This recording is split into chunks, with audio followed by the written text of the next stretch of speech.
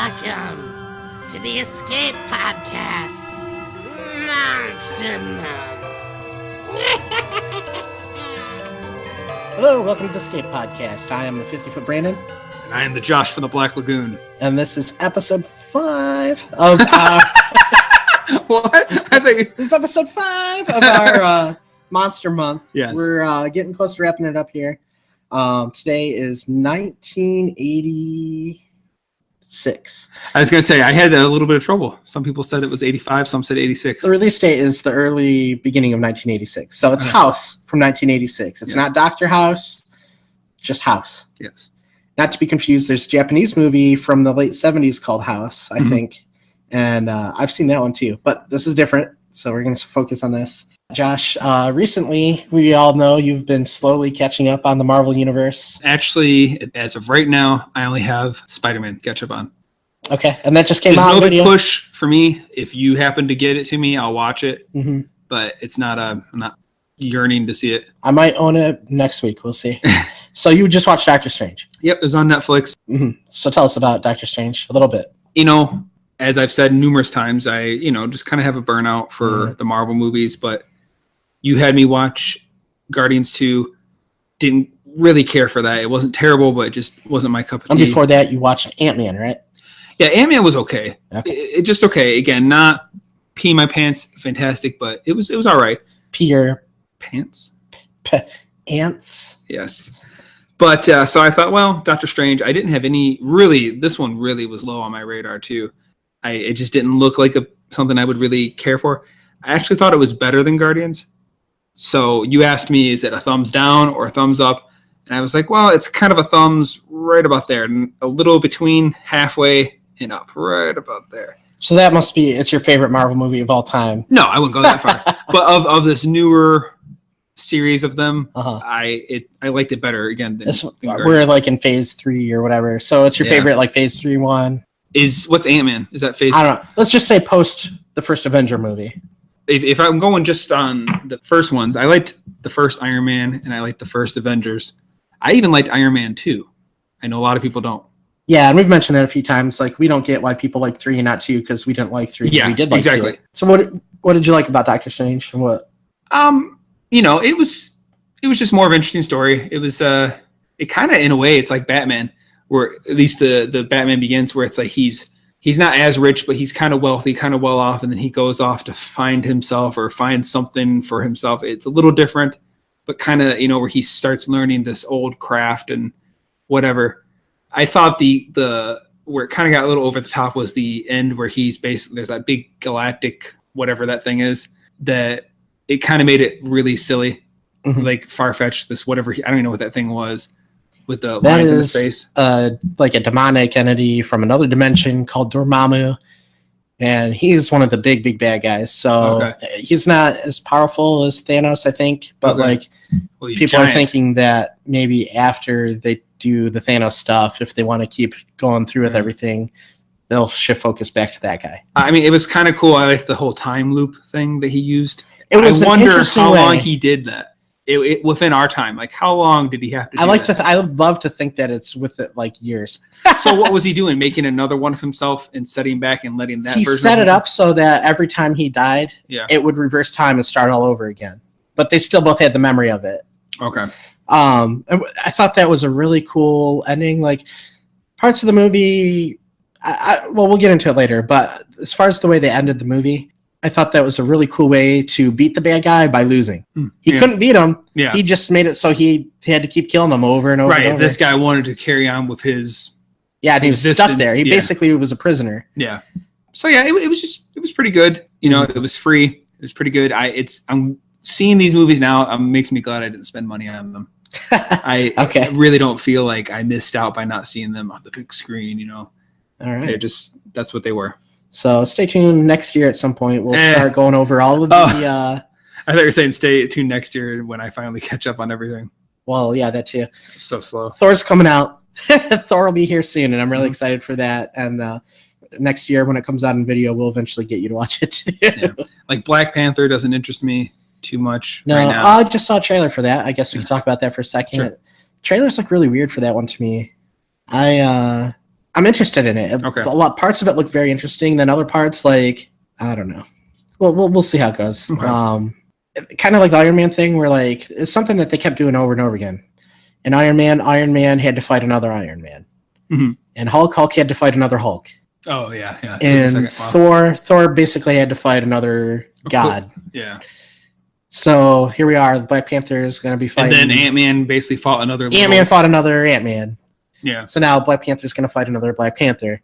Although there's more than one villain in this movie. I think there's up to 3.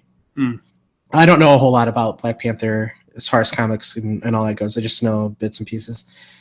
But we'll see. It's the final movie before they start doing the Infinity stuff with Thanos and start wrapping up the story they started with since the beginning, really.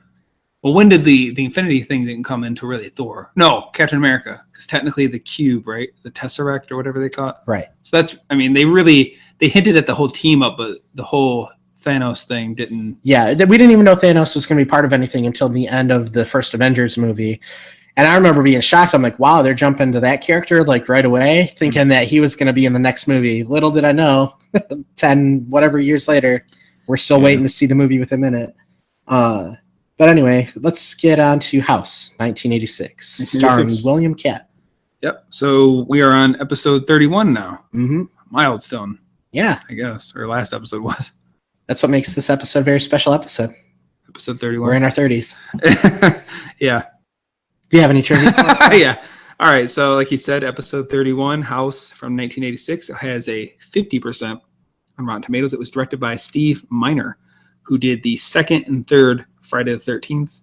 He did a lot of various TV episodes like The Wonder Years, Smallville, Dawson's Creek, Psych, Diagnosis Murder.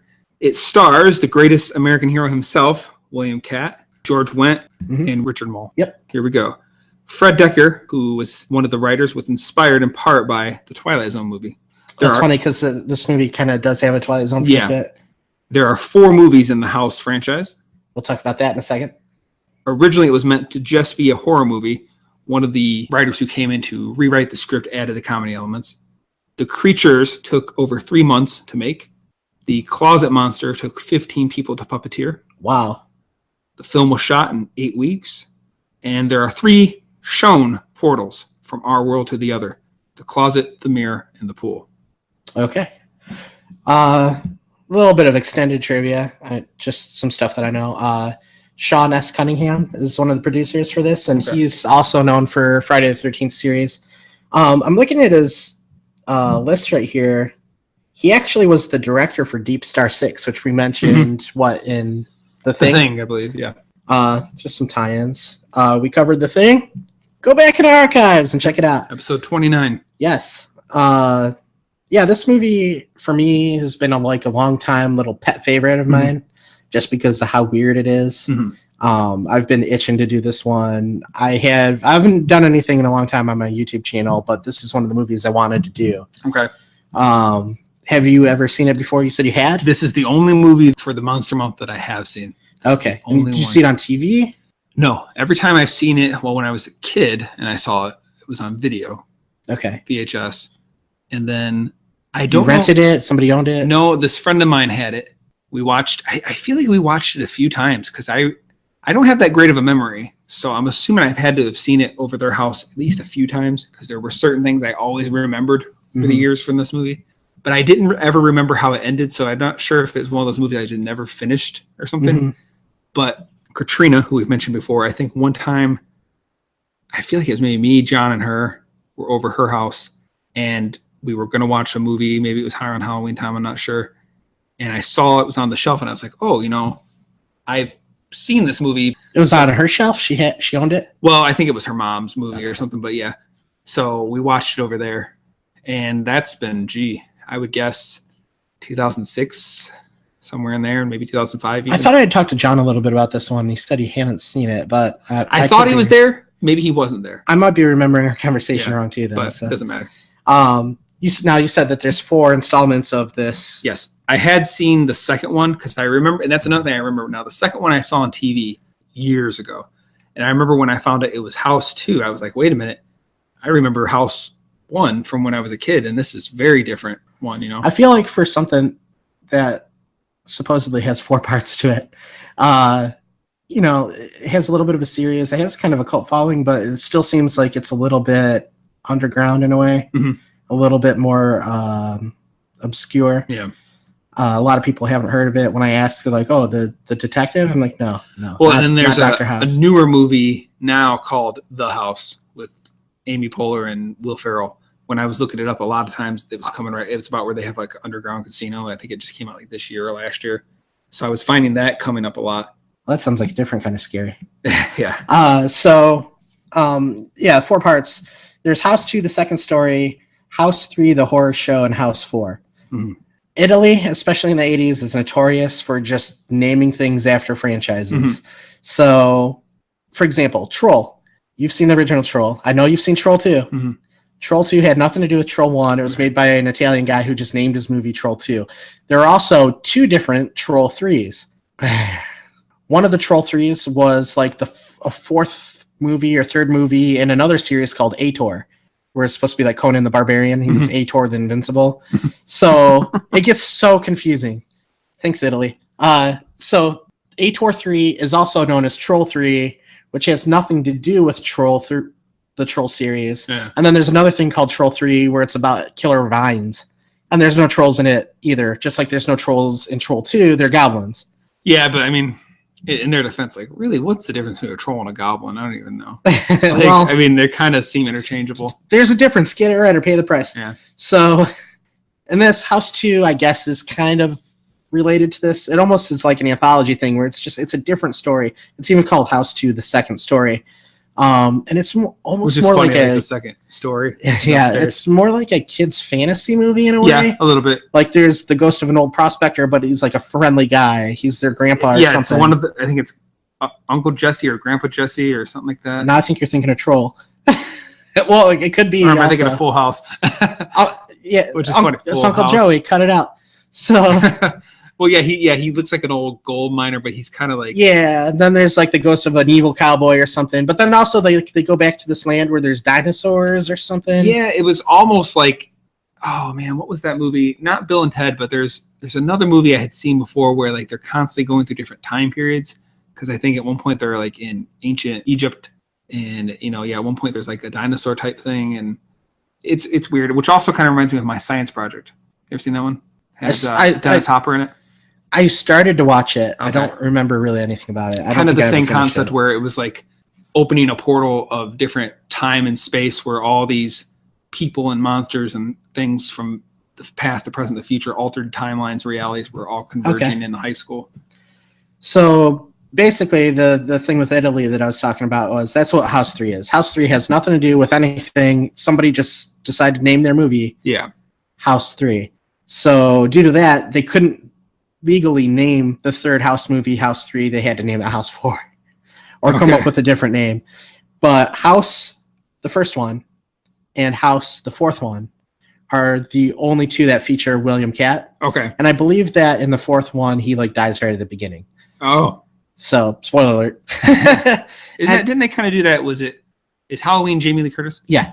Didn't they kind of do that with her where there was one where it opens up like an institution and she like dies on the roof or something? That one was weird. You're weird. I'm not the biggest fan of the Halloween series. I've watched almost all of them. They're okay, but a lot of people like to hold that one up the best. The one with her in it? Where she comes back? Just that franchise, that series. And like as far as slasher movies go, people hold it up quite a bit. The first one's really good, but maybe one day we'll go through some of those too. I feel like I saw the first one of those. We didn't really, for Monster Month, we didn't really cover anything like hardcore horror or slasher. But like you said too, we wanted to do stuff that was a little lesser known or maybe less covered. Right, and Halloween is one of the ones that like Halloween. How do you not cover Halloween on Halloween? Well, we don't. Yeah, that's how. But I don't think our 3 listeners will mind. No, thank you, by the way, for listening. Frank, Sam, and Paul. I thought it was Peter, Paul, and Mary. Oh, okay. Anyway, this movie is about William Katt. You may recognize him from some TV show. Greatest American Hero. I didn't know he was an American hero. So anyway, the greatest American of heroes. I think he was also in a movie that I used to watch all the time when I was a kid, and I think I've mentioned it to you before, called Secret of the Lost Legend or something like that, where It's about dinosaurs Ooh. in Africa. I'm actually going to look this up real quick. Cutsies! Baby, Secret of Lost Legend. He was in that too. So that's what I always think of him being from, is that movie. We're going to cover that on the podcast. How were the dinosaurs in that? Good. They were robotic. Is that the one where they kill the parents? Mm-hmm. I've heard of it. Who's the female lead? Her name is Sean something. She was in, I believe, the original Blade Runner. Okay, maybe it's that, because I knew the female lead was body. She was in something or whatever. So Sean Young is her name. Oh, yeah, for sure. Yep. Okay. Anyway, that's what I recognize him from. I remember seeing this movie a long time ago on the television. Had to have been around Halloween or something, and it was so weird that I just loved it. You talking about House again, or are you talking about the dinosaur? We're going back to House. Oh, okay. So House. Yeah, I saw it. Had to have been around Halloween. I loved the movie. The part that always sticks out to me the most in my head, the most memorable part for me, is where he's chopping up the ghoul, I guess you would call it. I don't know. That's pretending to be his ex-wife, and they're playing that song, "You're No Good, You're No Good." Yeah, that's the part that I always go back to. Okay, what I remember as a kid, the goblin kids pulling the kid up the chimney, the fish coming back to life. I remember the monster woman with the purple dress, and that he has to cut her up in several pieces and bury her all over the yard. And I remembered the thing in the closet where he's like got a little barricade, and cameras where he's trying to yank it open. And one of the things I like a lot about this movie, and I don't think people do it as much anymore, is like there's just a series of weird things that go on with no like real explanation, and there's a bunch of different types of monsters in the movie, which I think is really cool. We can talk about what we think was happening in a little bit. Yeah, because I don't feel like anything was really ghost. No. Like he did kind of at one point see the ghost of his, was that his grandmother or whatever? Well, let me do a little brief synopsis off the top of my head for this. Okay. So William Katt plays Roger Cobb. He's an author. Yes. And he's having writer's block. One of the things that's really bothering him is his time that he spent in the Vietnam War. He's dealing with flashbacks. He's got a lot of issues from it.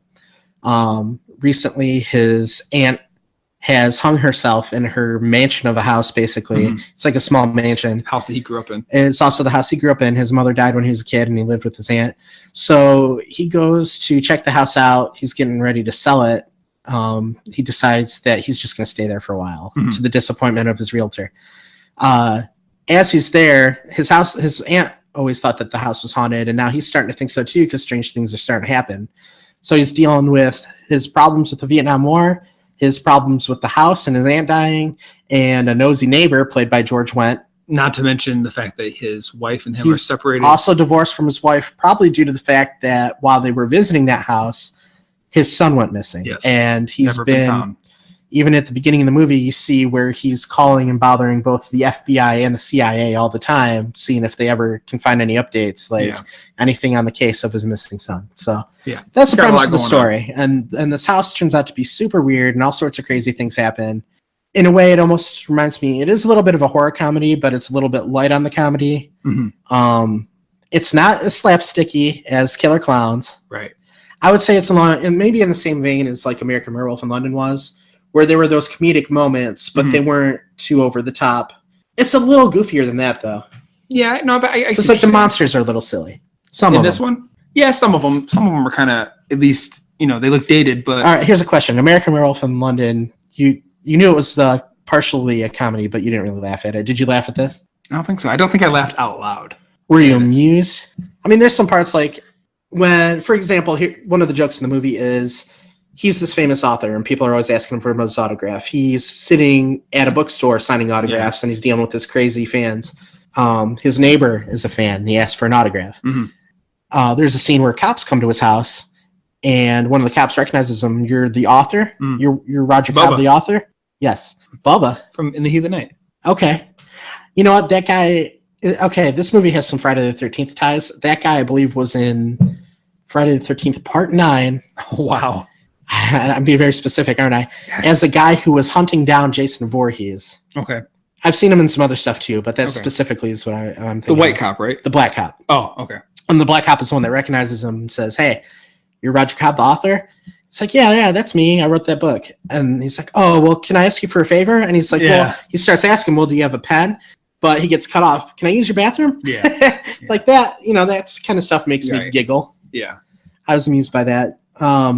That's the kind of tone of the movie a little bit, where, the jokes aren't super jokey. It's a little bit more of a dry humor. The monsters might be a little bit on the silly side, a few of them. Yeah. When we start the movie off, we see the delivery guy, the kid, riding up on his moped. Okay. And he's delivering groceries to the old woman, Roger Cobb's aunt, where he finds that she has hung herself. You were going to say something.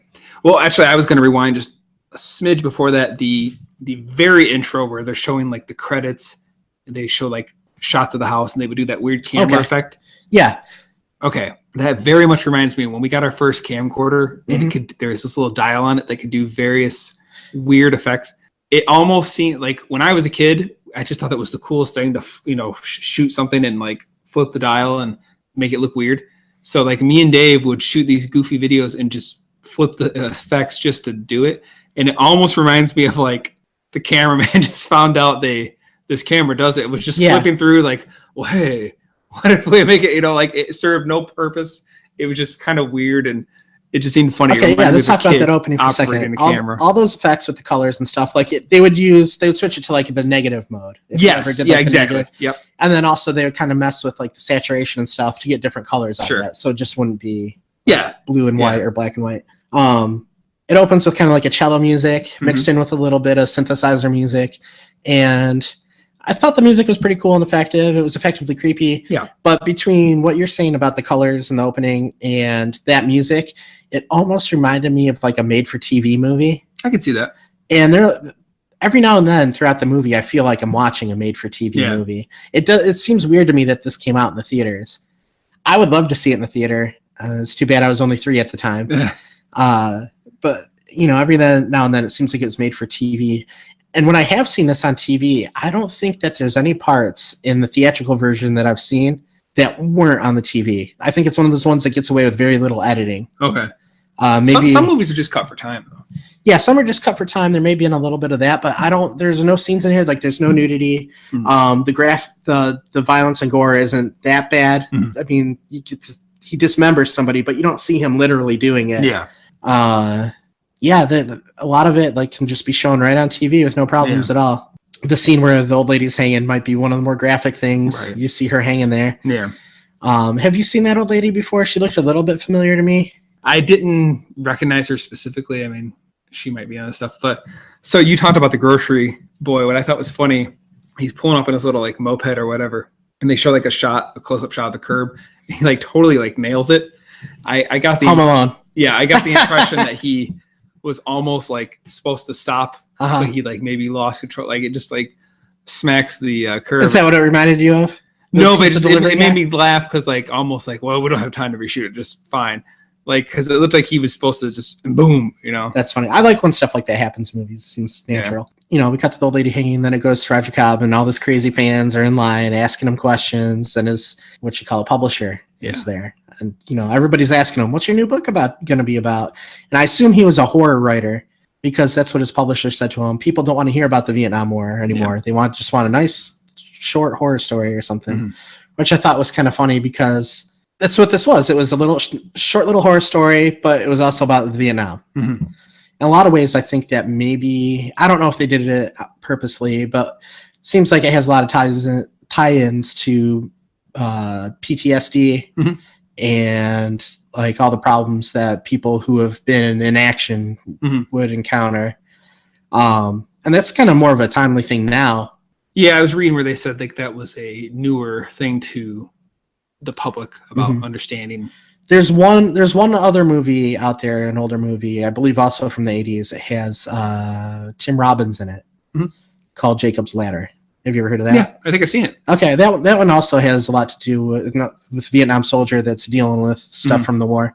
Roger Cobb in this movie is basically haunted by the past, both literally and figuratively, yeah. It's probably part of the reason him and his wife get divorced. I get the sense that him and his wife still care a great deal for each other. They might even still be married if it weren't for a couple little things. Well, not so little. One is him not being able to get over the war, and two is him not being able to deal with the loss of their son. And I'm sure she's upset about it too, but she's busy. She's a soap opera star. It kind of reminded me, going back to American Werewolf in London, how like every time there was something on the TV, it was really silly. Like they made her sitcom out to be super silly. Mm-hmm. And I got a big kick out of that. Like when the guy's like, I can't help it that I've been a male prostitute all my life. And I'm like, this is so ridiculous. Yeah. Obviously they're poking fun at soap operas. Yeah. I thought that was funny. Did you get a sense that him and his wife still cared about each other? Yeah. Just the fact that she calls to check on him. He's trying to, of course, play it off that he's all right. Yeah. He's pretending like he's hanging with the guys playing a poker game. Yeah. Turns the radio on. So the grocery boy, he goes up the stairs and at one point he looks at a painting. Mm-hmm. Very bizarre painting. I dated this girl. And her mom was crazy. She painted the strangest pictures. Like, I wish just to show people what she painted. I remember this one where it was like this old barn, wood floors, wood walls. And all of a sudden you see this door and it's like very dimly lit.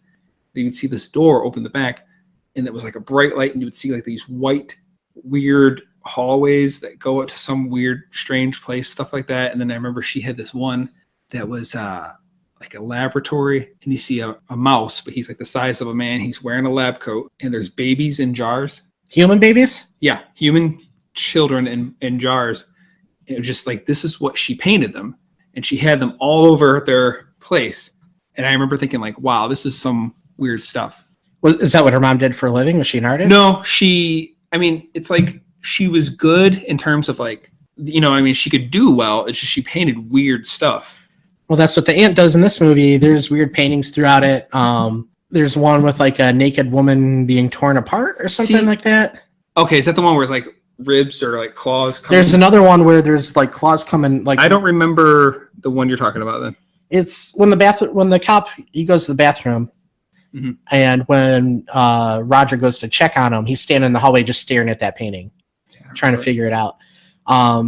There's another one where it's like the rib cage is sticking out from the ground. That's the one the grocery boy notices. Yeah, but the most important one is the one out in the back in the garage, the shed. That shows like a clock. It's not a garage or shed exactly. It's big. Like, okay, let's describe this house. Because the realtor said, you could turn this into a guest house. Yeah. And you could stay out here. This house is huge. It's probably 3 stories at least. There's an attic. Mm-hmm. Which is funny, they don't really feature that too much. Only when he climbs back. Yeah, that's it. It's funny, a movie about a haunted house, and you don't really. I thought the same thing. Like the basement or an attic are usually those key. I don't know if there would have been a basement because I imagine the house is pretty old. Maybe there's a cellar outside in the back. Mm-hmm. But yeah, the house is on a decent chunk of property in a neighborhood, though. Mm-hmm. Still, let's say maybe there's like an acre. So it's not super big, but like it's a big chunk of property. Yeah.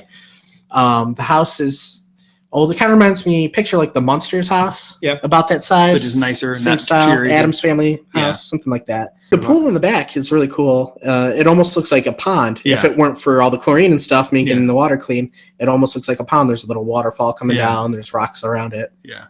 And like they even show, like during the flashbacks, Roger working in the yard and stuff. It just looks like a nice house. Mm-hmm.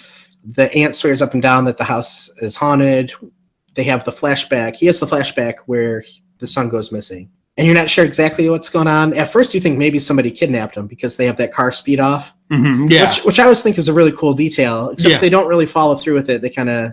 Right, but just enough to give you the idea that his kid's disappearance has nothing to do with the strange happenings. Yeah, he's doing the yard work. His kid is something that bothers him, but not anything related. Right, yeah, that's when he starts to freak out when that car speeds off and he can't find his kid. And then he sees what he thinks is his kid drowning in the pool. Yeah. Dives in, nobody's there. So maybe to him in his mind, like he imagined his kid being in the pool, and in reality, his kid was kidnapped. Mm-hmm. So this garage or whatever, it's big enough to be a guest house. That's what the realtor suggests. Says. Yeah. There is a painting in there, and part of it is covered up when we first see it, but it shows the clock, the closet, the bathroom sink. Yeah, I thought that was a cool idea because as you start to figure out what's happening, basically you realize that maybe the woman wasn't crazy. She was maybe driven crazy by things that were clearly happening to her. She was all alone in this house. When he first moves in, the realtor even says it. She thought this place was haunted, or does he say that to the realtor? He says that to the realtor. Yeah. When he first moves in, he actually sees her ghost as she's about to hang herself again, like an image of that. And she says, it's the house. The house got me. Don't let it get you too. Yeah. It knows everything about you, blah, blah, blah. Mm-hmm. So, yeah, and then there's all these crazy paintings that she did herself. They kind of freak everybody out. Yeah, they're creepy looking. George Wendt is the neighbor. Mm-hmm. He's most recognizable as Norm from Cheers. Right. I've seen him in a couple of horror movies before. One of the things I've mentioned this before, is there's the show called Masters of Horror that was on Showtime. Mm-hmm. And actually, it was another Jonathan Landis one, because when I brought it up before, it was American Werewolf in London, and I was talking about the short he did called Dear Woman. Yes. Which mentioned American Werewolf in London in it. Yeah. And how it was my favorite one. Well, one of my other favorite ones just also so happens to be John Landis, and it has George Wendt in it. And I won't give too much of it away, because maybe I'll have you watch it sometime. Okay. But basically, George Wendt is kind of a psychopath who goes around. He's got issues. He's got some family issues, and he's trying to create the perfect family. By kidnapping people, killing them, and then turning their skeletons into his wife, his kids, his parents. Okay. So yeah, I've seen him in that before. Okay. In a horror movie, so it doesn't feel too out of place for me. Yeah. Although his role is fairly comedic in this, he's the nosy neighbor. Yeah, he's kind of nosy, but it does seem like he also cares about him. I guess. Well, when they first bump into each other, it's kind of funny, because he's going on about what a horrible person his aunt was. Yeah. And then it turns out, she was my aunt. Oh, wonderful woman. Misunderstood. Yeah. So, he's kind of funny. He's the one that owns the dog that we see later on that digs up a piece of that ghoul. I don't know what to call it. What would you call it? Monster? Yeah, just a monster woman. Okay. So monster woman. That sounds better than ghoul. Yeah. His ghoul friend. George Wendt's kind of poking around. Yeah. He's creeped out by the paintings too.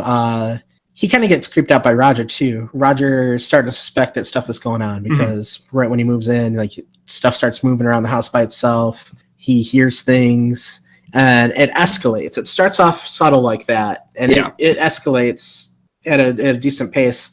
One of the first things that happens to him that really keys him off that there's something weird going on here is that fish. Mm-hmm. And supposedly his uncle caught that fish. It was either a marlin or a swordfish. Yeah, yeah. And it's hanging on the wall there. It looks kind of fake, but I think all mounted fish kind of look fake a little bit once they're taxidermied up like that. Yeah.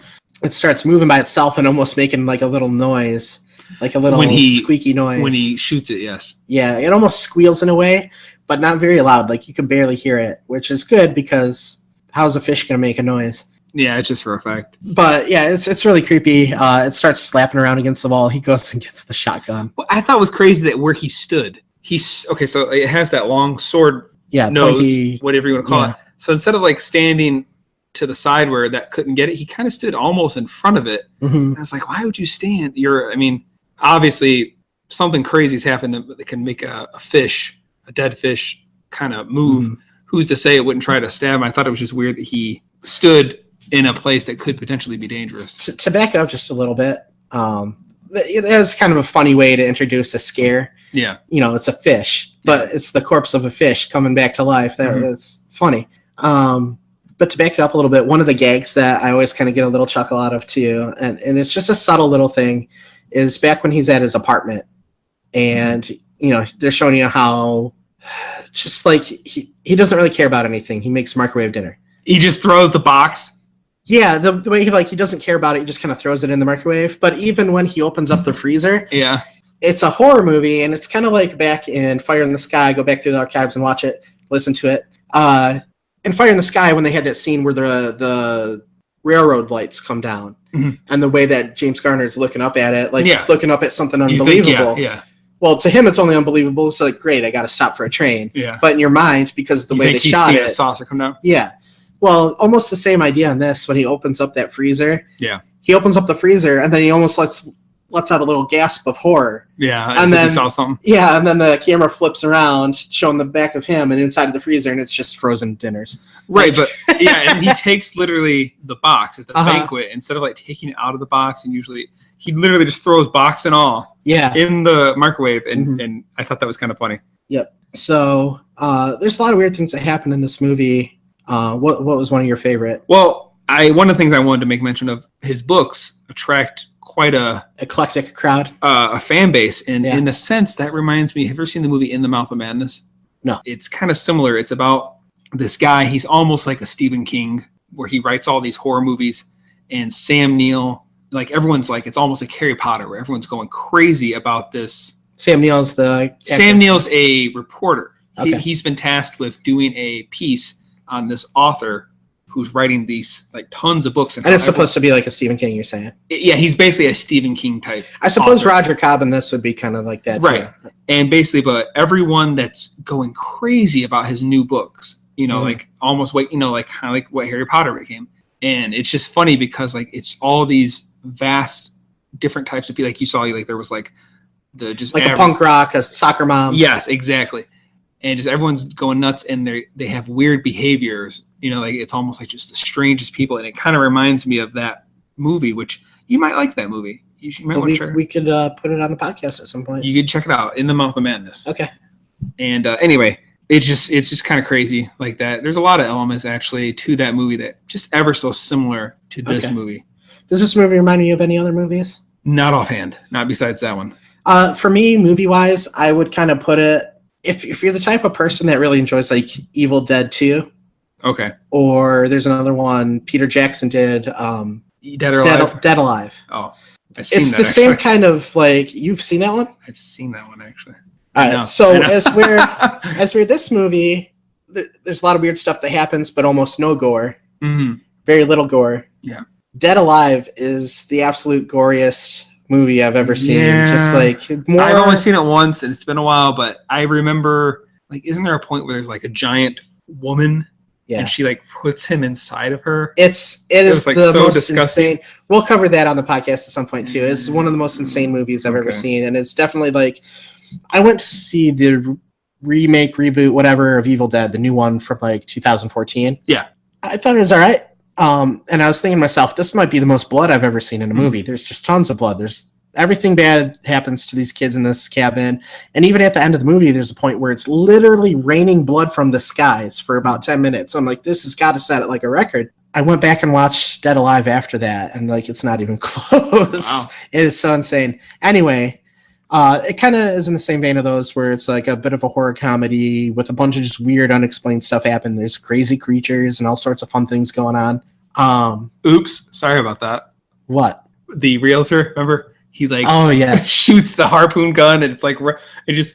Oops, sorry about that. I like that wasn't just a throwaway either, because they used the harpoon gun again later. So like, it was a way to get a joke off and introduce something that they're going to end up using later. Yeah, because obviously the grandpa or whatever, his great uncle, whatever it is, caught the fish. Yeah, probably with that.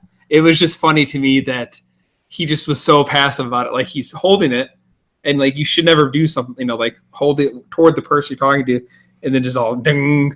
Oh, sorry. Yeah, and then it's like it was no big deal. Yeah, sorry about that. Like I bumped into, and then just keeps going on with whatever you're saying. Yeah, there's a lot of creative monsters in this. Let's talk about the Monster in the Closet for a minute. Mm-hmm. There's actually a movie called Monster in the Closet.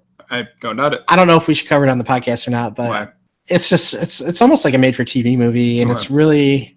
I should actually have you watch it at some point. Maybe we will. Maybe we'll do like a mashup of certain types of movies, and we'll put that one on there.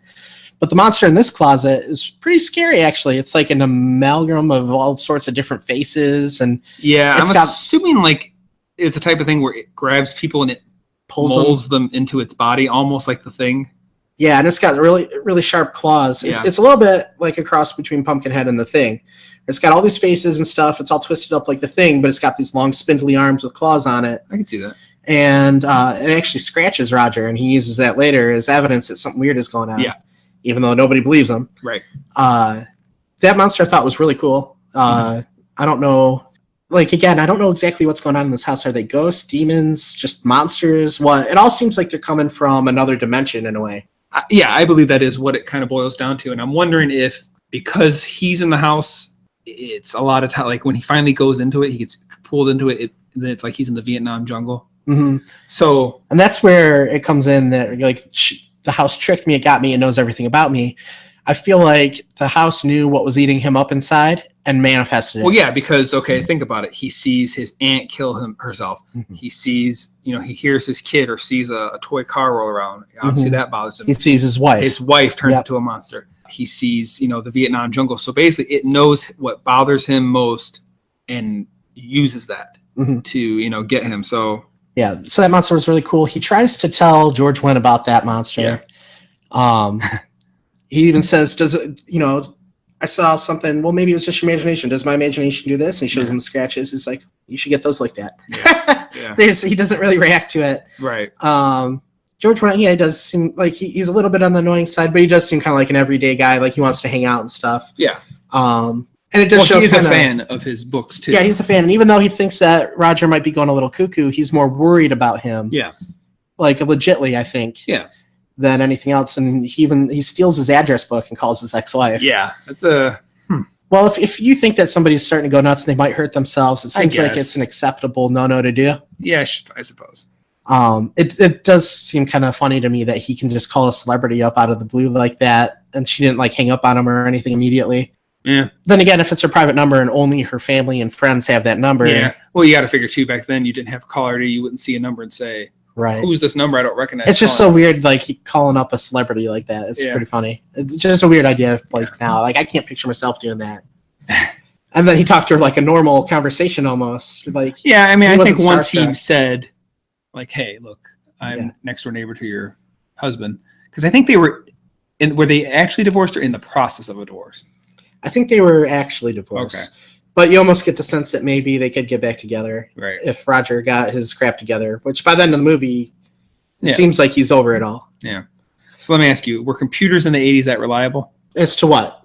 Well, he's writing his novel on it. And I don't know, like, I just always feel like that's the older tech. I remember crashing a lot and just having a lot of problems. I feel like an author wouldn't want to write their next book on a computer that back then that could easily, like, it seems like obviously they didn't have anything now to compare it to, but like we know, like I remember Nintendo messed up a lot. Just a lot of old tech wasn't as reliable. I think by this point, probably computers are starting to become a little more prevalent, especially for people with businesses. They would keep records and stuff on computers. And okay, I just feel like I would be worried about. You'd have to back it up quite a bit. Yeah.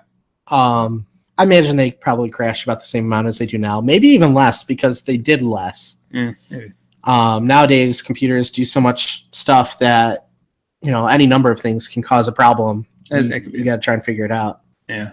But yeah, that's a good point. It seems almost like 1986 they would have had him on a typewriter.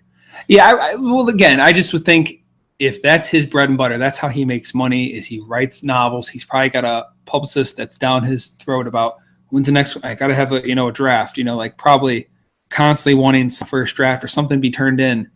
I would just be afraid to do it on a computer back then.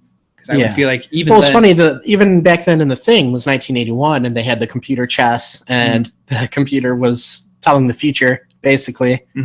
And we were talking about that a little bit. It seemed a little bit advanced. Oh yeah, this thing will take over the world. Like how would the computer even know that? Yeah. But if they could pass that off in 1981, by 1986, computers got to be more of a normal thing. Yeah. So did you see that V-neck he was rocking when he takes out the trash? It actually reminded me of you. I like V-necks, but man. Let me describe Josh real quick for people listening. All Josh is sitting in front of me. Yep. Very handsome face. And he's got a black V-neck on. And a lot of times when I come over here, he's got a V-neck on, rocking the chest hair.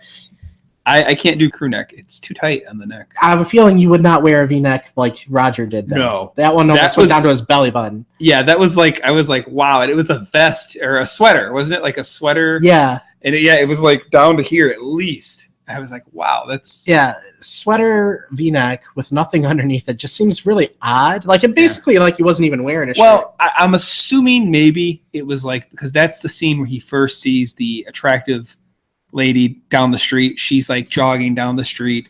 So like, I guess you got this good looking guy, you got this good looking girl, and like kind of like, hey, and she looks back at him. Maybe, I don't know, just I think it was like a coincidence though. Like are you saying he was wearing the V-neck to impress her? No, just like almost like they're just showing these two attractive people, I guess. Okay. I don't know. They're kind of teasing that like something might happen there. So because that's what's funny is it's a point I have is nothing happens. No, in fact, it does the opposite. Yeah. Of what you're expecting. He sees her again in the pool. Well, let's talk about. Yeah, she's swimming in his pool. First week he had to deal with his ex-wife. George Wendt calls ex-wife. Ex-wife is acting worried. She tries to call Roger. One thing that I thought was really cool is when she tries to call Roger and the phone rings, he doesn't react to it at all. He's just so into what he's doing, sitting there typing away that he doesn't even hear the phone ring. Yeah. And I've definitely had moments like that where I'm so in the zone of what I'm doing, nothing else around me, I'm not able to pay attention to any of it.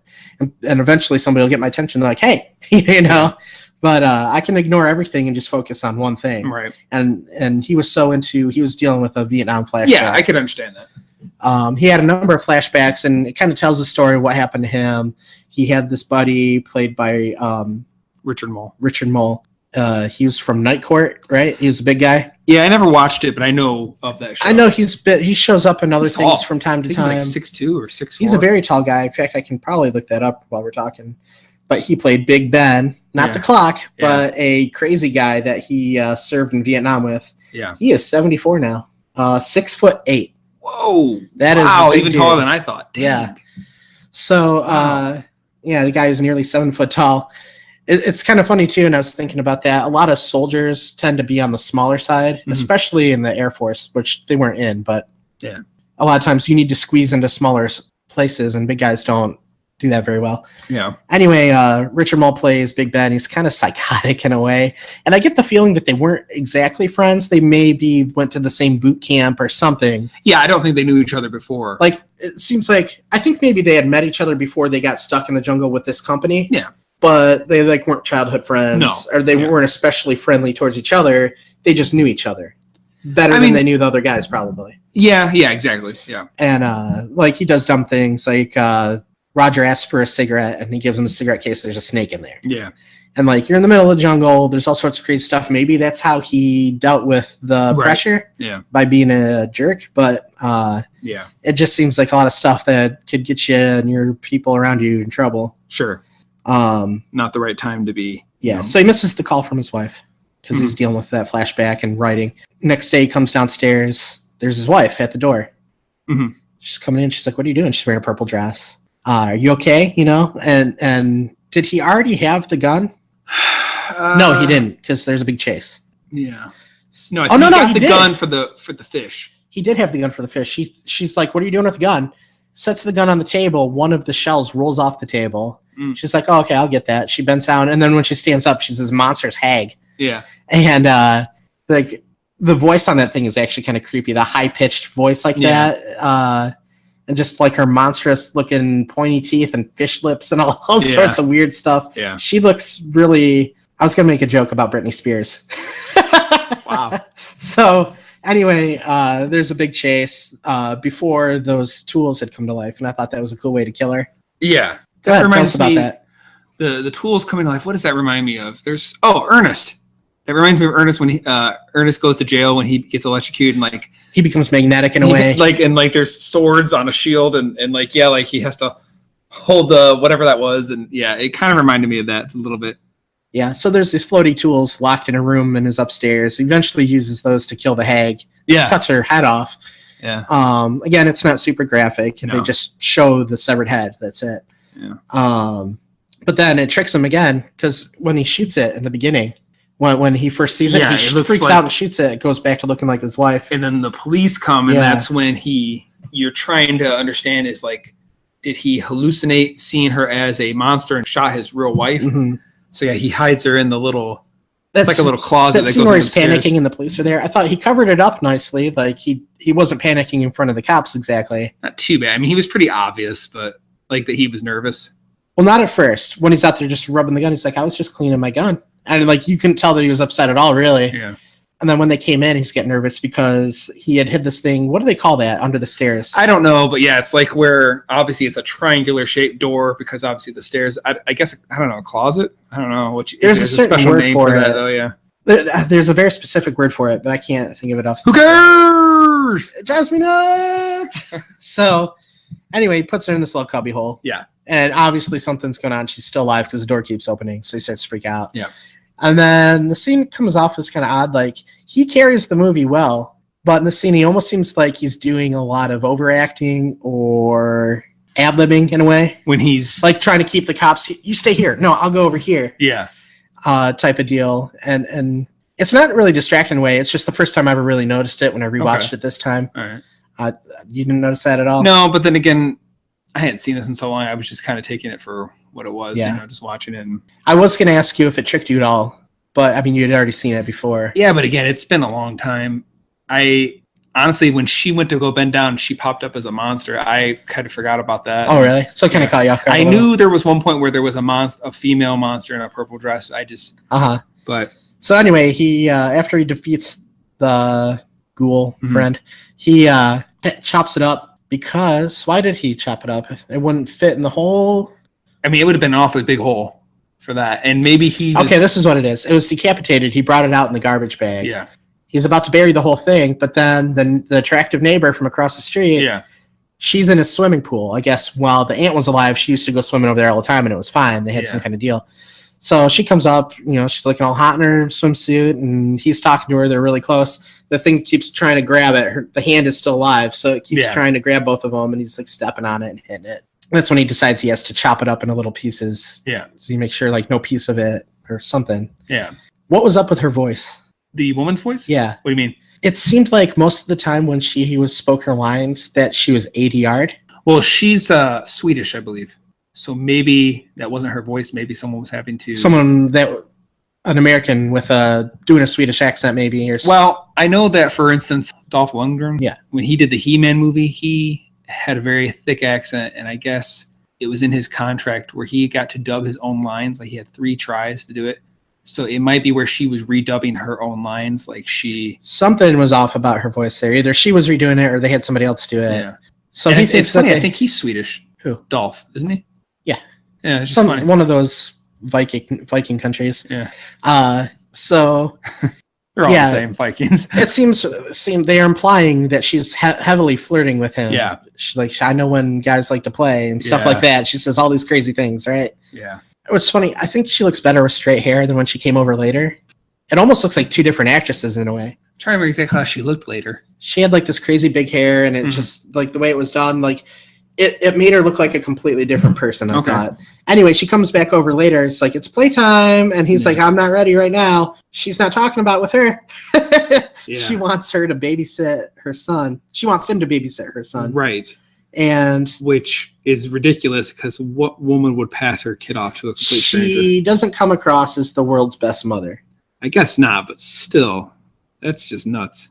I know like people say like the whole stranger danger thing is a little more well known now, but I feel like people had to have common sense back then. But then again, it's a movie and a silly movie at that. So here's a question for you. I was watching this with Kelsey, and Kelsey pointed this out, and I didn't even think of it. After he killed the ghoul, do you think he would have called his ex-wife to make sure she was okay? Just to make sure like it didn't transform her to like just double check, make sure everything's okay with her. I didn't think about that. I guess he should have, since it was tricking him by taking on her. I didn't even think of it either, but she brought up a good point. Well done. So he's got to watch the kid. So, okay, the first point where you're kind of getting a little more of a lighthearted feel that I'm aware of is when he's burying the body, they play that music. Yeah. And that's kind of what helps counter the other stuff, the horror elements is like, then you have like that kind of more easygoing music or just like slightly it's like moments. A Motown sound to it. When you think about what he's doing, he's burying a dismembered body in his backyard. Pretty, deep and dark imagery there. Yeah. But then they overlay it with the 50s song, and it kind of like takes an edge off of it a little bit. Yeah, it keeps it from going too far. Right. And then also, like that was one of 2 songs in the movie. The next one plays when he's done burying it. I don't remember offhand what the second song was. I just remember when they first showed him kind of. Yeah, it was another old sounding song, like a 50s doo-wop almost. Yeah, is that where they pan back and you see all the various holes? Yes. Okay, I remember that one then. So right before she came over to have a complete stranger babysit her son, and the dog dug up the hand. Yes. And ran away with it, and he couldn't catch it. Honestly, I don't even know if I would bother. See, that's what Kelsey said too, but I kept thinking of it like, dude, like if somebody sees that, like that was George Wendt's dog. If it runs back to George Wendt and George Wendt sees that it has a severed hand. It's a monster hand. It doesn't look human. It could just look like a decomposed hand to him though, because he doesn't know what it is. You're going to think like somebody chopped up a body in my neighborhood. I have to call the police. And the police are going to come out. They're going to investigate. Of course, they're going to go back to Roger's house, and they'll probably see all those little mounds in his backyard. I guess. So he would have to chase that down, I would think, but he couldn't. Yeah. And somehow the hand comes back anyway. When she brings the kid over, it's on his back. Which I thought was funny when he flushes it down the toilet. That house has amazing plumbing. It I know. Pulls a whole hand. I bet you wish your toilet was like that. What are you trying to say? I'm just saying, I've plugged up some pretty nice toilets in my time. So, yeah, that was pretty funny when it flushes. Like, you think there's no way that's going to go down, but then it actually shows you going down, and like, okay. Well, there's a few things. One, to make note, the kid has Buzz Off, which was a action character from He-Man. Okay. Because, like, if you watch... Which one was that? He was basically like a bee. He kind of... A guy that kind of had bee wings, and he could fly. I only know of him because of... I was looking at... I never watched He-Man, but I did know the movie. Mm-hmm. And I was looking up one time about the cartoon, and, like, basically, the characters were just ridiculous. Like, there was, now that I think about that, the kid is probably about our age. Yeah. He was the director's son, by the way. Okay.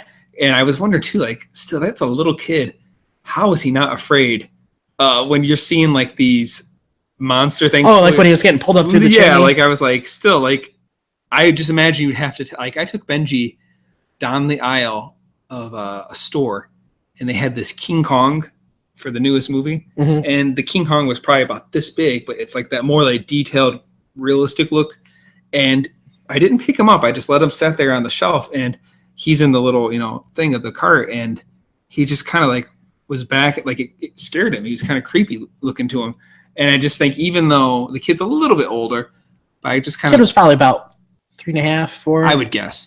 So I just wonder how hard that must have been for that kid to, like, look, it's just a guy, like... Yeah. I'm sure they probably played with the kid or something first in those costumes to get him used to him. Without the heads on, I would hope to see that it's just people. Maybe even with the heads. I mean, were you afraid of, like, Chuck E. Cheese when you were a kid or anything like that? The only time I was afraid of, he was called Fats. He was the gorilla, which is based off of Fats Domino. He played the piano. You know what's funny? I remember being kind of afraid of that gorilla, too, but everybody else I was fine with. I could show you a picture. Back then, this was Showbiz. Showbiz, exactly right. Yeah. And it was Billy Bob was the main guy instead of Chucky, but Chucky was there. Not the little redheaded Chucky. Yeah, Chuck E. Cheese. He was just one of the animatronics, but Billy Bob, he was like a bear that played a banjo. He was like the main guy. Anyway, I could show you a picture. Fats looks different now. They have him look more purple. He's purple, and he just looks more animated, like a cartoon character. Back then, he actually looked like a gorilla. I'll show you a picture. I have one where I'm terrified of him because he's huge. Uh-huh. And, I don't know, he looks creepy, but I remember one time when, the curtains used to pull, and last time I was there for my niece's birthday, which was just this year, they don't have curtains that draw anymore. And I heard they're actually getting rid of the whole stage. Oh, really? Yeah. Oh. Well, anyway, the curtains used to draw between their little songs, and I remember kids would always look under the curtains. I remember something about looking at them in the dark where they're just sitting totally still, but they're huge. For a little kid, that was kind of creepy. I seem to remember seeing a photo of me staring up at the gorilla when I was little. You're going to have Benji have a party there or something sometime because I want to go there. Yeah. What were we talking about? Oh, okay. The kid getting the pulled up through the chimney. The kid being afraid. When they were pulling him up through the chimney, that reminded me a lot of Close Encounters of the Third Kind. And when I know you haven't seen it, but when we get there, you'll probably think back to this movie.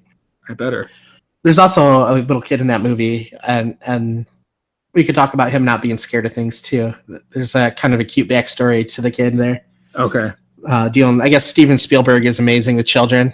Well, I mean, he did a lot of his movies were with like kids and slightly young adults. And okay, best of the worst. I've mentioned it numerous times. The guys from Red Letter Media on the podcast here. They every year they do kind of like a Halloween one. Where they do scary movies. You showed me some of these. One of the times where they did their Halloween special, one of the movies they watched featured.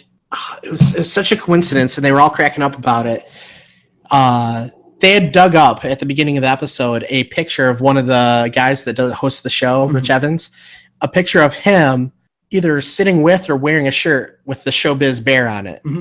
And in one of the movies, they happen to watch that same episode. Yeah. Later on, the Showbiz Bear gets killed. Oh, wow. Yeah, on stage. A guy in a Showbiz Bear uniform gets killed. Really? And they all just start cracking up. Anyway, it's funny. Most people don't remember Showbiz. I think because if I understand correctly, they split the... I think Showbiz is kind of like a Hardee's, Carl's Jr. type of thing. Yeah.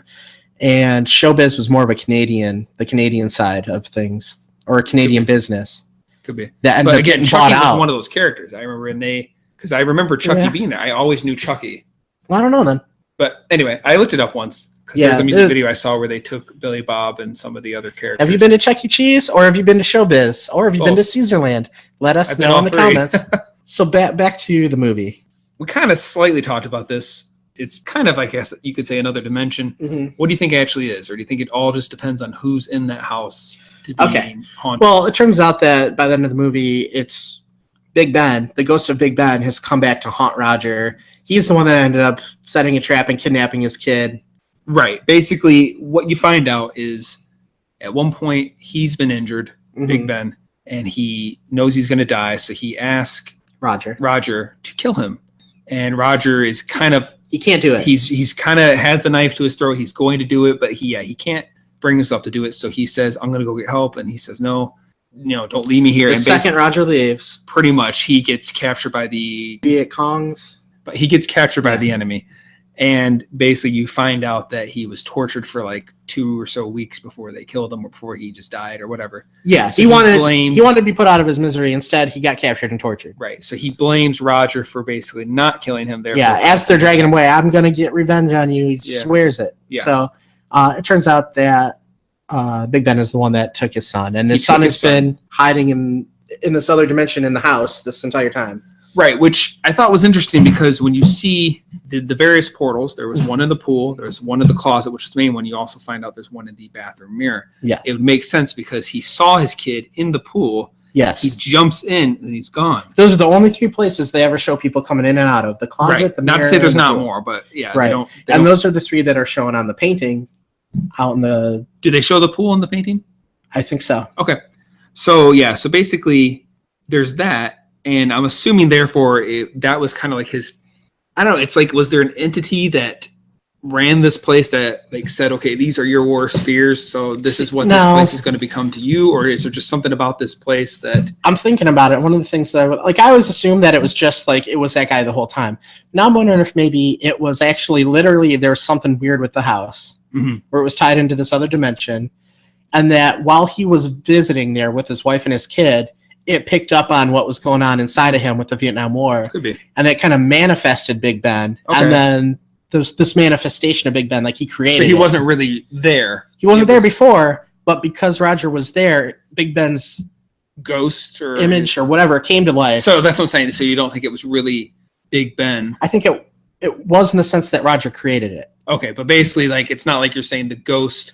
It wasn't there before. Right. So it wasn't like this guy really was waiting. Like it got created while he was there clipping the trees. And then it was there ever since. So it appears that time either doesn't exist or moves much slower there because the kid didn't appear to age. You would think it would have been at least a year between the kid disappearing. Yeah, I'm not sure exactly if they say how long the kid had been, but basically he didn't look like he had aged to me. No. But then again, I was thinking it was longer.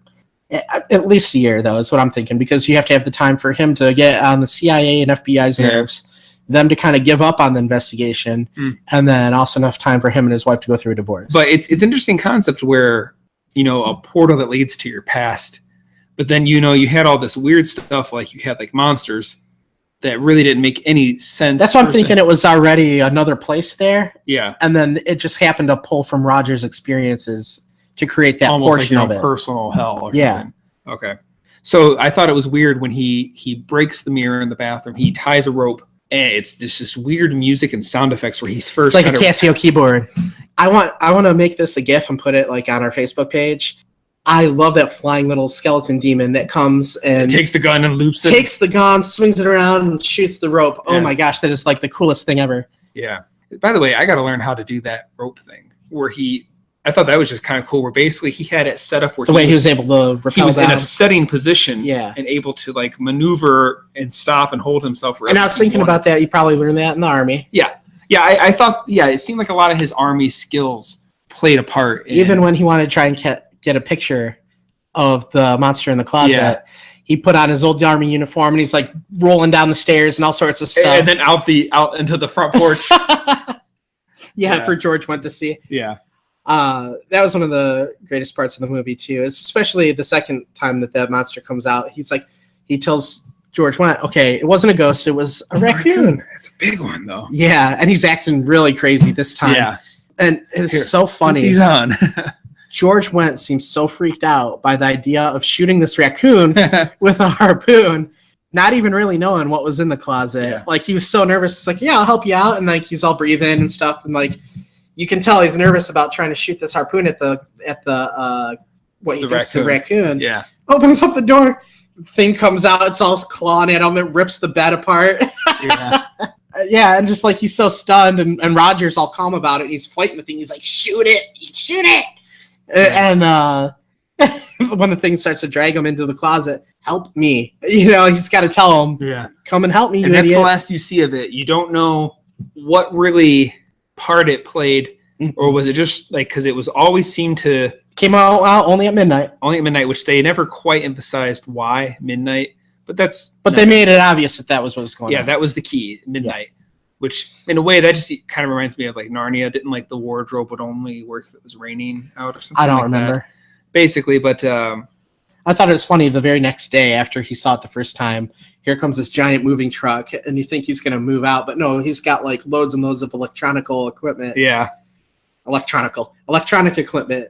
Oh my gosh, I can't say anything. Electronic equipment. Thank you.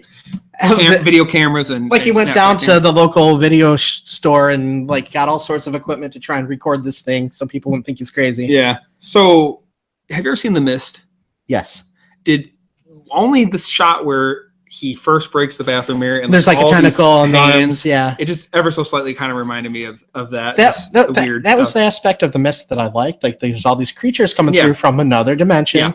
And they're just like these crazy things. Yeah. Outside of that, I hated the movie. Yeah, it was, especially the ending was pretty depressing. Yeah, but I've got all sorts of problems with that story. Side note on The Mist, but like when it's like the loading dock area of the grocery store, so it's like a big overhead door, and like that tentacle comes through, and then the spikes come out of it. That was pretty crazy. Yeah, but like they did that same thing where you see essentially the extension of that monster, but you don't see what the body is to it. So they do a lot of fun things in this movie. I think you don't ever see what these monsters look like, just like in The Mist. Like a lot of them, you don't see what they look like, or they're obscured by fog and night. The only thing you really see was like they were like one of them kind of looked like grasshoppery insect things, and one of them looked like spiders, and one of them looked in a way, Mist actually kind of reminded me of Doom, the video game Doom. I'm sure you're somewhat familiar with it. It's huge in the early 90s, and then they made that stupid, horrible movie. We might feature that on a bad movie episode of the podcast. But the idea is that it was in the future. This is the idea of the game anyway. So in the future, they're on Mars. There's some scientists messing with like teleportation stuff, military base there. And you play an unnamed soldier. And basically what happened is they accidentally opened up a portal into hell, and all these monsters start escaping and getting everybody. So I wonder why in the game, at least, they chose to make it on Mars, like, because that makes you think it's going to be about like aliens. I don't know. In one of the sequels, they come down to Earth, and Earth is being infested too. And he's got to fight all the monsters on Earth. But yeah, the original one was on Mars, and he's like a space soldier.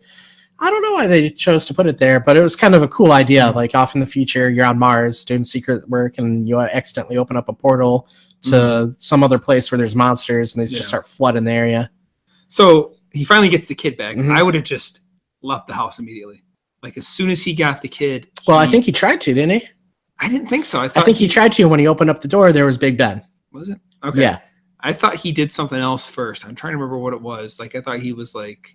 No, he went into the house. He came out of the pool, remember? Yes. He could have just, I would have taken the kid and just walked to the neighbor's house. Maybe he had to go get his car keys. I don't know. See, I would have. For you, it didn't matter? I would have, I would have got onto the street, off the property, maybe called Norm. I'm calling him Norm. What was his name in the movie? Norm. Was it Norm? No. Okay. It was... Well, whatevs. I would have just said, look. Harold Gordon. Call me a cab or something, or call my ex-wife. But yeah, he went back in the house even though he was outside of the pool, which I thought that was cool because again, you see the kid disappeared in the pool, so you find out that's where they come back out. Yeah, he comes back out of the pool, which that just was kind of cool. So does this remind you of any TV shows? I'm assuming once you tell me, I'm going to be like, yeah, but I can't think of anything else. So shortly after this podcast comes out, or maybe even right before it, depending on how long it takes. Stranger Things is coming back, and we'll talk about The Thing and all sorts of different references that they have in Stranger Things, E.T. Yeah. A little bit of Close Encounters of the Third Kind, just all sorts of references and things that they borrow feels from, basically. Yeah. One of the ones for me I thought of immediately was House. Kid gets lost in another dimension, but is still there. Yeah. Still in that area. Like, that's basically what happens in Stranger Things. He's lost in this monster dimension, but they're still able to figure out, like, okay, he's here, but just somewhere we can't quite get to him. And I felt like, that's the same basic storyline as this. That part of it, anyway. I mean, I'm not saying Stranger Things ripped off of it or anything. No. But there's definitely a connection there. Yeah. I thought the main look of Ben when he was a monster, I thought it was pretty cool looking. Like, I thought that was pretty effective. I remember there was being a few disappointed. times he looked a little silly, but all in all, I thought and a lot of it's just to do with his height. Yeah. Really, like the guy's already a monster. Well, yeah, just the fact of how tall he is really kind of makes it creepy. I was disappointed that it ended up being him at the end. Really? Yeah, because I wanted to be like more monsters. There were so many great monsters already. See, and I remember when I had finally saw this movie completely as an adult, I actually thought the whole idea that this guy blamed him for being captured, tortured, and killed horrifically, and basically came back to take his revenge. I thought that was almost more compelling than all the other stuff. I like the weird stuff. No, it's not that I don't like it, but I thought that was almost could be a standalone. Rewatching it just a few days ago for this, I appreciate it more. The ending now. Yeah. Like, I didn't hate it. It just was like, oh, that's it. It's just that guy. Okay. But it's funny. It's funny. I like it though. I like the scene where I can't remember if he had the kid like run away and hide or something, but he actually Roger charges at him. Like, he just kind of. Yeah, he said something like, run away, you little wimp, or something like that. And he just like went at him. I thought that was great because you just don't see that much. Typically, you're in these movies, you're finding some way to fight it with, like, he's just trying to get away, and then finally he goes nuts on him. Pops off his hand or something too, but he puts it back on. Yeah, that was kind of cool. That was just a cool concept that he could literally just put it right back on. Yeah, I did notice, like, if you look at the face hard enough, you can actually see the actor's face behind the makeup. Okay. Because it's almost like a skeleton-y look he has on his face. Skeleton, slight. So he's got no lips or anything. He's just got, like, the teeth hanging down. But if you look through the mouth, you can kind of see where they have his mouth. Yeah. Painted in black, and you can see his mouth moving just a little bit. It's way back there. Yeah, well, there's certain shots of the Ninja Turtles 90s movies where you can see if they, like, when they laugh, if you freeze it, you can see the actor inside. You can see the actor. It looks weird. It's creepy looking. But Richard Mell did a good job. He was over the top throughout the entire movie, but even more so as Zombie Big Ben. Yeah. I thought all the acting in the movie was good. I thought the humor was enough to make me laugh. Yeah. Just like the ideas behind the movie were great. Yeah. It almost seemed a little bit like a made-for-television movie, like I say a couple times. Like, I could see that. Maybe it's the music or just the fact that it doesn't go as far as it could. Yeah. If it wanted to. I think there's one F-bomb or something. The movie isn't that bad. Like, a kid could watch it. Mm-hmm. I don't remember any, but that's not to say there's not. I just don't recall. I think there's maybe one in it. Like, between this and Killer Clowns, I think this might even be more kid-friendly. It might be scarier for a kid. Yeah, they'd have to be a little older, I think. Yeah. But, these two are pretty tame compared to the other three that we've watched so far. So I saw this as a kid and then went years without seeing it. Then I again saw it as an adult and kind of just let it go. For some reason, I thought this might be the one that slightly causes like a flashback. Like you know how, I don't know, maybe you're not like me, but like certain movies can still be like maybe scary if I saw them as a kid, even though I'm adult. Like somehow they trigger that kid part of my brain and just like, not to say I'm scared, but like it just reminds me of the fear I once experienced. Or I can think of two things specifically that was kind of like that, where I go back and watch it now and like, why was I afraid of this? Yeah. But it was kind of scaring away. They're the same idea. One is the little girl going down into the basement and troll, where she sees the troll. I always thought that was scary. Okay. And then the other one was the dad going into the basement in the first Critters movie, and they see what they think is a cat. And this is part of the reason I hate cats too, because the horror movies, every time there's a cat in a horror movie, something bad happens. Yeah. So they think it's a cat, but it's one of the critters. And they, in that first one, they had the spikes that could shoot out and poison you. And it shoots them like right in the neck. So yeah, I remember those two things terrifying me. So yeah, I kind of thought that maybe this one might slightly trigger something. It didn't, but I was kind of wondering if it was going to. Okay. Would you pros cons? I already listed mine. I'll give you my score. I think I give it a C+. Okay. It's interesting because I've always found like the whole ideals of time travel and portals to other places really interesting. Probably why I liked Stranger Things so much, and even like Narnia in the way the idea of this wardrobe is a portal to this other world. I just always thought stuff like that was really interesting.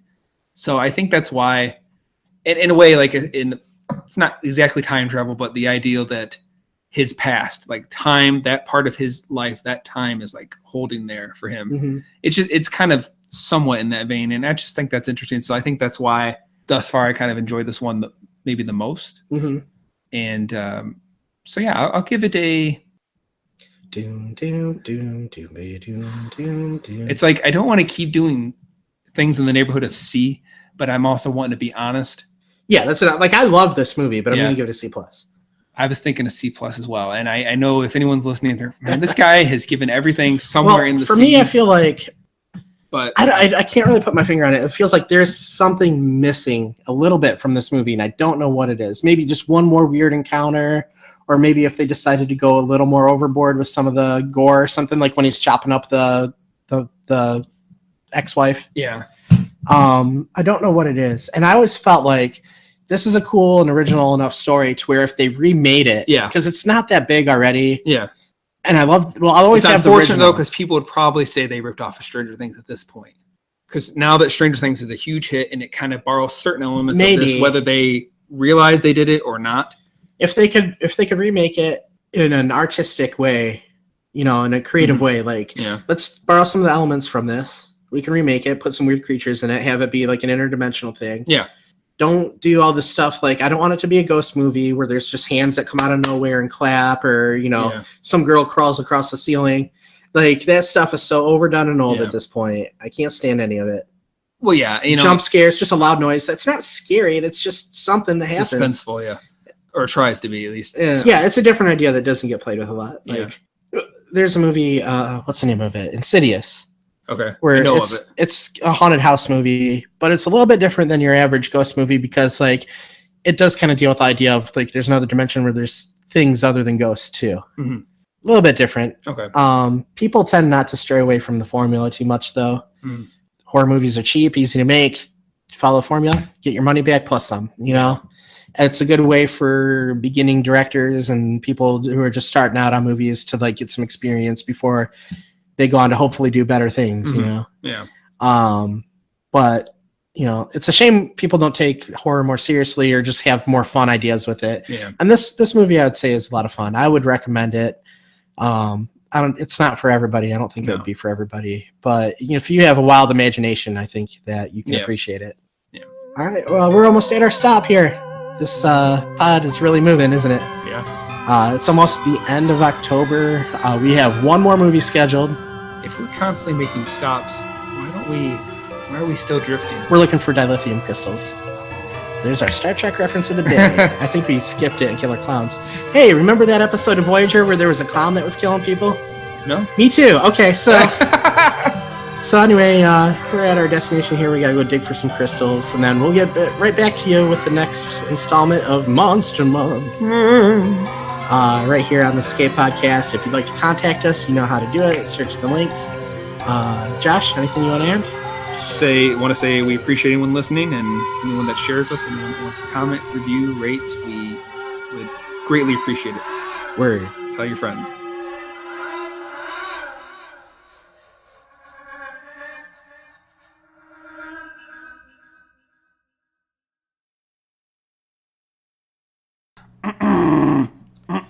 Okay, are you ready? Yeah. All right. Testing. I am on the front part of the microphone. Believe it or not, I'm walking on air. I never thought I could feel so free. Flying away on the wing of a prayer. Who could it be? It's not me. Believe it or not, it's just me.